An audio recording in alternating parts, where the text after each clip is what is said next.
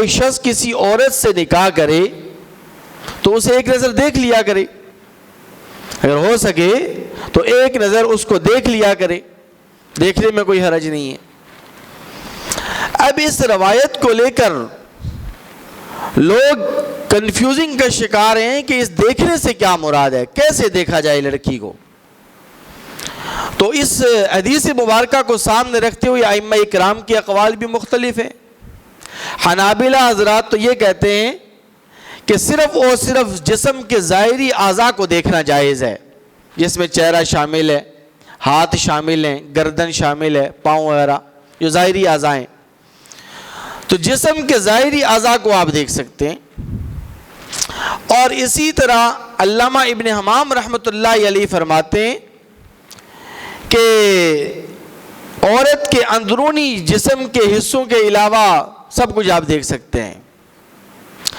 اور علامہ ابن حزم رحمۃ اللہ علیہ کا قول یہ ہے کہ پورے جسم کو دیکھا جا سکتا ہے، لیکن جمہور کا قول یہ ہے اور فتویٰ اس بات کے اوپر ہے کہ منگنی کے موقع پر لڑکی کے صرف اور صرف آپ چہرے اور ہاتھوں کو دیکھ سکتے ہیں۔ یہ مفتابی قول ہے، یہ فتویٰ اس پر ہے، ہم نے اس پر عمل کرنا ہے۔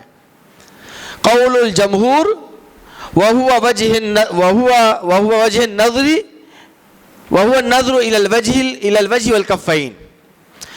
جمہور کا قول یہ ہے کہ صرف اور صرف آپ چہرے کو دیکھ سکتے ہیں اور ہاتھوں کو آپ دیکھ سکتے ہیں، ہاتھوں کے علاوہ، چہرے کے علاوہ باقی جسم کے کسی حصے کو دیکھنا جائز نہیں ہے۔ اب یہاں تو بات کلیئر ہو گئی کہ چہرے کو آپ دیکھ سکتے ہیں، ہاتھوں کو آپ دیکھ سکتے ہیں، لیکن سوال پھر یہ پیدا ہوتا ہے کہ اس دیکھنے کی کیفیت کیا ہونی چاہیے، دیکھنے کا طریقہ کیا ہے، کیسے دیکھا جائے لڑکی کو؟ سوال ہے یہ نہیں ہے؟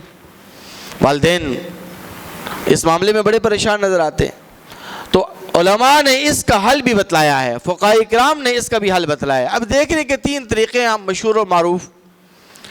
ایک طریقہ تو یہ ہے کہ لڑکی کو سامنے بلایا جائے اور لڑکی کو بلا کر اس کے چہرے اور ہاتھوں کو دیکھا جائے، اور باقاعدہ مطالبہ بھی کیا جا سکتا ہے، کیونکہ حدیث مبارکہ کے اندر آتا ہے کہ حضرت مغیرہ بن شعبہ رضی اللہ تعالی عنہ کی جب منگنی ہو رہی تھی، یہ منگنی کا لفظ جو میں استعمال کر رہا ہوں نا، یہ آپ کو سمجھانے کے لیے، ورنہ منگنی شرعاً کوئی شرعی طریقہ نہیں ہے، کوئی سنت طریقہ نہیں ہے، شریعت میں منگنی کا کوئی تصور نہیں ہے، شریعت میں نکاح ہے۔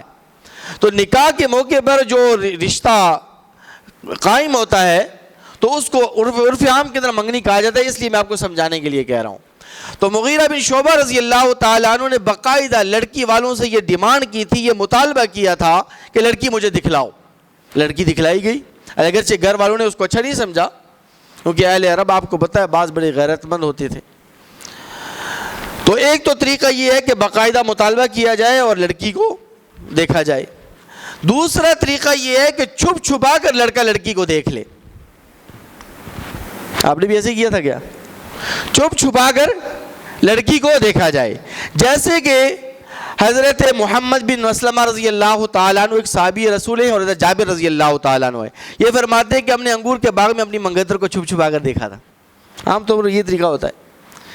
یہ طریقہ جو ہے یہ سب سے زیادہ مناسب ہے، چھپ چھپا کر دیکھنے کا۔ اور چھپ چھپا کر دیکھنے کا یہ مطلب ہے کہ تاکہ اہل خانہ میں سے کسی کو علم نہ ہو، بس چھپ چھپا کر لڑکا لڑکی کو دیکھ لے اور دیکھ کر جو ہے نا معاملات طے کر لیے جائیں۔ اور ہمارے علماء کا بھی اور جمہور علماء کا بھی اسی بات کے اوپر فتویٰ ہے، اور جمہور علماء بھی یہی کہتے ہیں کہ یہی طریقہ سب سے زیادہ مناسب ہے، اور یہ غیرت بھی کے مناسب بھی ہے اور حمیت کے مناسب بھی ہے۔ تیسرا طریقہ یہ ہوتا ہے کہ باقاعدہ لڑکی کو میک اپ کرایا جائے، لڑکی کو تیار کیا جائے، بیوٹی پارلر لے جایا جائے۔ ایسے ہوتا ہے آج کل، لڑکی کو بیوٹی پارلر لے کر لے جایا جائے، اس کا میک اپ کرایا جائے، اس کو لا کر ایک کرسی پر بٹھایا جائے، اور پھر سب لوگ اس کو دیکھ لیں، ویڈیو بھی بنے، تصویریں بھی بنے، سب کچھ بنے۔ تو یہ طریقہ جو ہے یہ غیرت کے بھی خلاف ہے، حیا کے بھی خلاف ہے، اور ناپسندیدہ بھی ہے یہ طریقہ۔ تو طریقہ صرف اور صرف یہ ہے، اور سب سے بہتر اور افضل طریقہ یہ ہے کہ لڑکا، چونکہ منگنی لڑکے اور لڑکی کی ہو رہی ہے اور زندگی انہوں نے گزارنی ہے، یہ دونوں آپس میں ایک دوسرے سے رشتہ قائم کر رہے ہیں، تو چھپ چھپا کر اس طریقے کے ساتھ اور اس انداز کے ساتھ کہ اہل خانہ میں سے کسی کو علم نہ ہو، اس طریقے کے اوپر جو ہے لڑکا لڑکی کو دیکھ لے اور معاملات جناب اس میں طے کر لیے جائیں۔